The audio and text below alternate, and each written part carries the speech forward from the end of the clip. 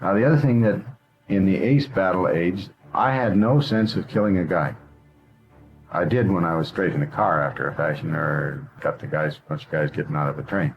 But that thing up there was another machine. You knew damn well that you had to beat that shot, but there was no sense of guilt, none whatsoever. It was, get that beauty up there, that little machine. So you don't have a guilt conscience against that. But you mentioned something else. You used a phrase that I think is closer to what I think I'm searching for is, this is the first challenge that a boy has that makes him a man. Wasn't that what you said? That's correct. The first challenge that makes a boy a man. And then he what? Hangs on to that manhood? He grasps onto that, holds onto that, and with that he's pulled right forward.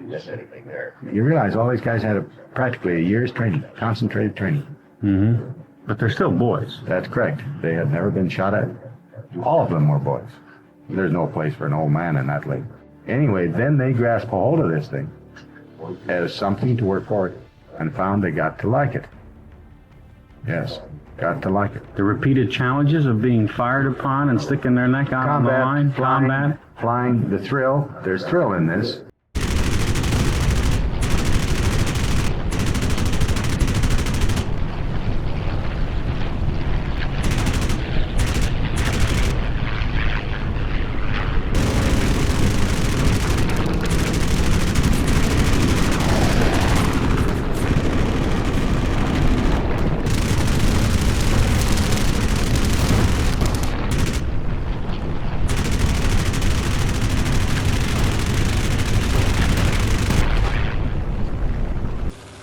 My parents, on my father's side, stem from Germany. Some of my relatives were in the Luftwaffe during this war, so, and I was investigated quite heavily. When I was in Johnny Allison said if the FBI kept coming up to him with files on you, and he kept okaying you. All the time, and even General Kepner and General Spots and the rest of these guys, but as long as he's producing, let's continue him on, I guess. You know. But, what was it? Your grandfather that migrated first to America? No, my father did. Now my uncles, both of them, were in World War I. One of them was an ace on the German side, and it was shot down. He was a German ace. Yeah. What was his name? Eberhard Zemke. What makes a fighter ace? Yeah. You're not going to get a dull type, you said?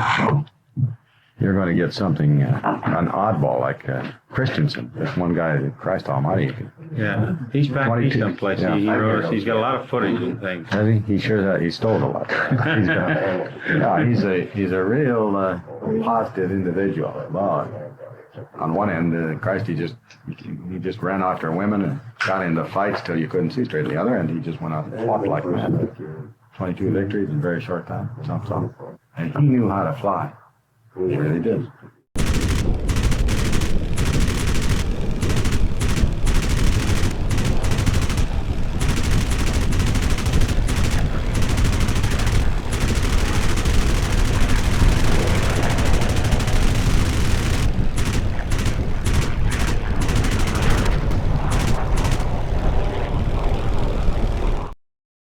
They're oddballs. They are. We do something different in war than we do in peacetime. We try to make a tiger out of a guy. We have a lot of signs out here that says, okay, you're going to be a tiger. But when he gets in back of the line, he better drink tea and hold that little finger right. He better be both a tiger on the line and a tea sipper in back. You don't have two guys like that.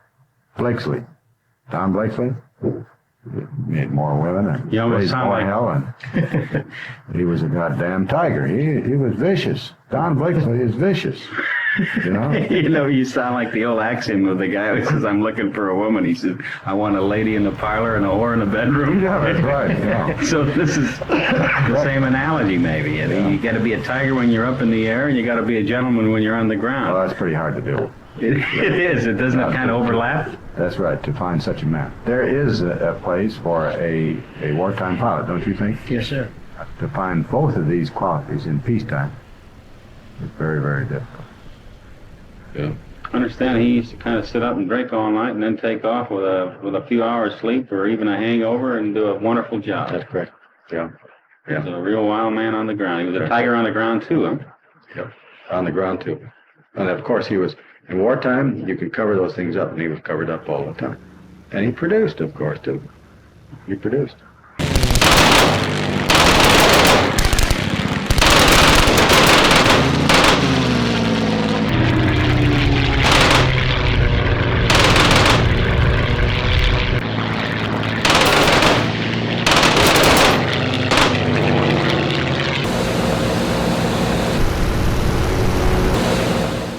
Schilling was the same way. Jesus, my left-handed guy. Go down to London, be immaculately dressed, go down there, shack up in the St. James there for 3 solid days, come back with a 3-day growth of beard, his eyes red, his uniform looking like he'd slept in the gutter, a breath on him that had just absolutely killed you, and screwed out till you couldn't see straight, and go on a combat mission. This is how he relaxed. And every 4 to 6 weeks, if Dave couldn't get off the station, Jesus, everything went to pots. He just couldn't hold on any longer.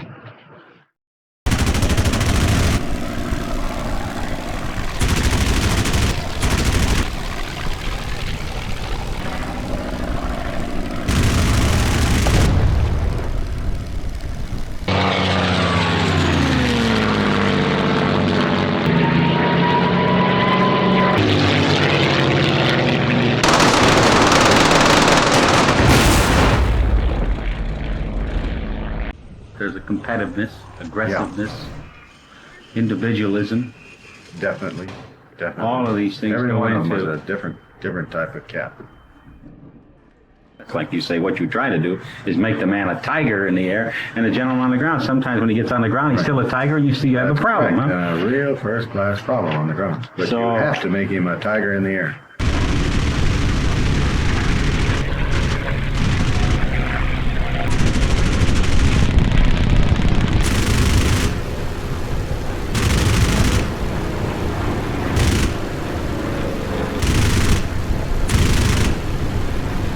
There's always that thing of to beat Billy Bishop's record, right? To beat Richtoven's record. And he probably is, as he looks up on this type up here, who's done a little exceptional stuff, visualizes him in his same shoes if he could. In other words, he looks at this flying fighter pilot and he says, God damn, boy, the women are really throwing themselves at this joker. That's correct. Geez, I'd like to be loved like that and admire and idolize. And these guys were making headlines, these young fellows. Mm-hmm. Here's a mark, and they were going after the mark, and they could accomplish it. Realization for once in their life that they had a job, a responsibility, maybe the first one in many cases. You want to be the top lion in the league. It's basically what it's done. And here he has an opportunity. Here he has been trained, he's been exposed, youth, and he suddenly finds that he can produce.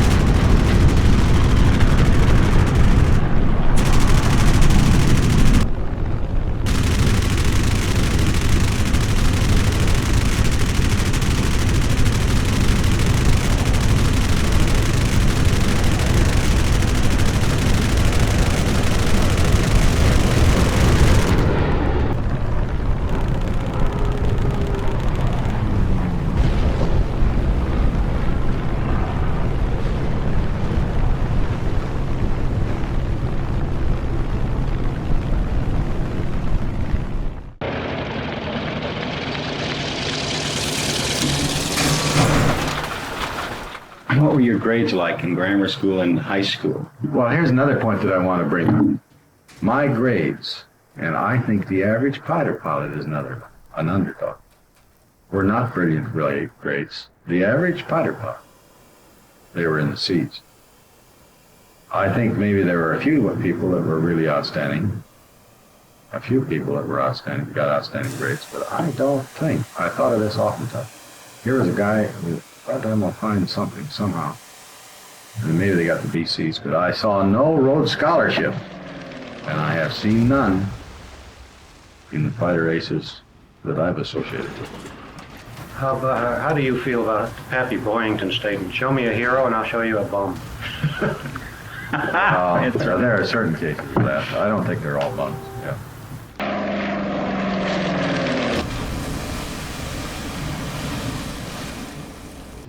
There's a fear of the unknown at all times. And your first combat, my God, you were petrified, especially when they begin to report bandits and things like that.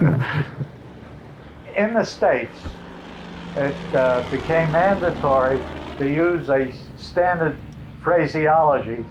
You had to always say it the same.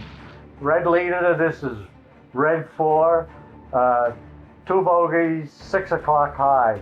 You know, I'm on my first mission, and my feet are freezing. And I heard in the earphone somebody push the mic button. You could hear it. Shh. Then all of a sudden the voice comes on. Jesus Christ, Messerschmitt! Oh, yeah. The heck with the procedure. Yeah. You know what? My feet were warm for the rest of the mission.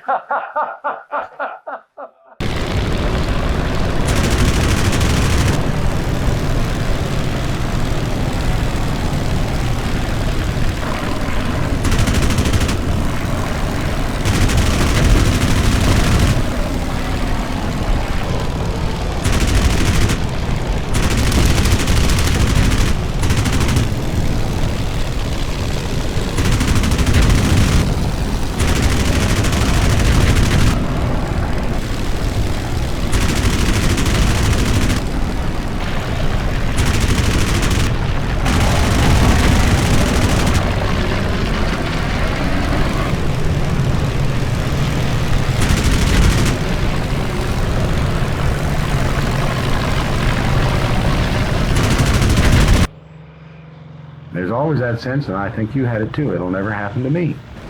Isn't that right? Never happened, but it does. Wow. I believe in God, and let me put one thing down here, that there are no atheists in foxholes. There are no atheists in foxholes. Even with Schilling and a lot of those other guys, there are none.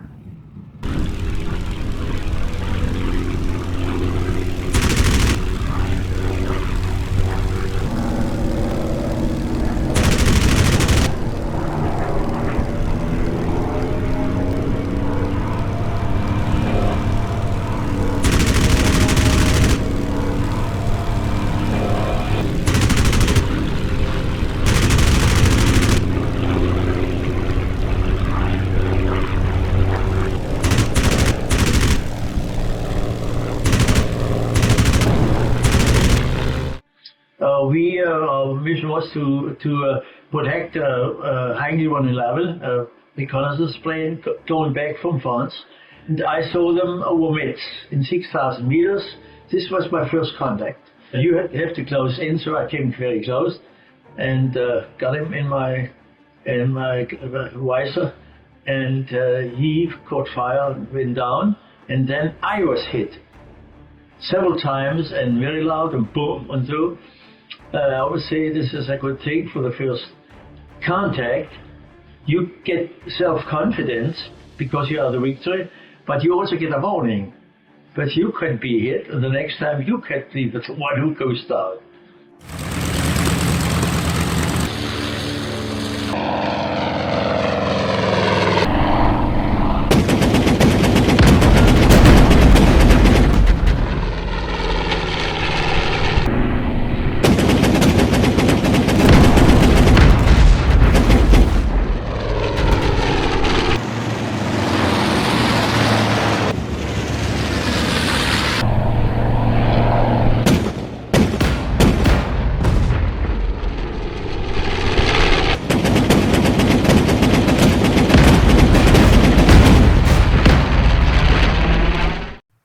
After you went home, after that thing, you thought that over. Once you got through these experiences, once you were trained a little more, this was routine.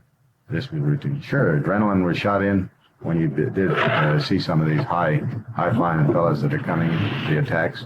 But you could hold an attack and hold your organization to break at the right time. So it wasn't, you lived through things, and you got 10, 15 missions in back of you, you find, well, I've got a chance, and as good a chance as this fellow has, and I can overcome this, and I can live through it.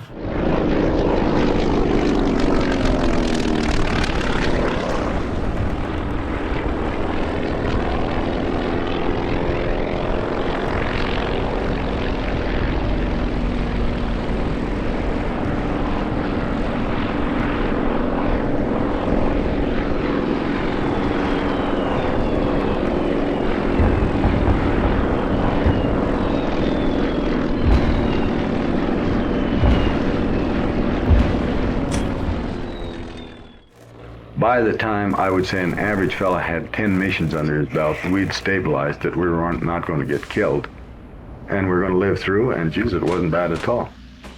10 missions, you got used to the flak, you got used to the bogies. Remember, the bogies, when you recognize them, you didn't flinch and go all over the place. You steadied down. It took about that many missions in actual combat to steady the average fella down.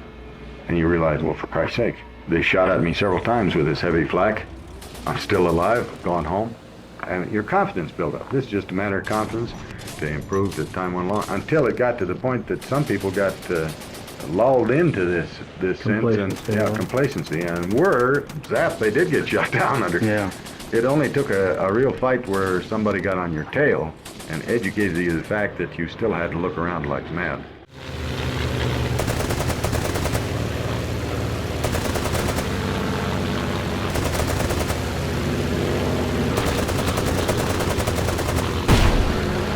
You yourself, you didn't know whether you could get those first few, but once you had gotten 5, then you knew damn well you could get something else and you were in B. Once you were convinced that you could do this, you gave it a good try to start out with.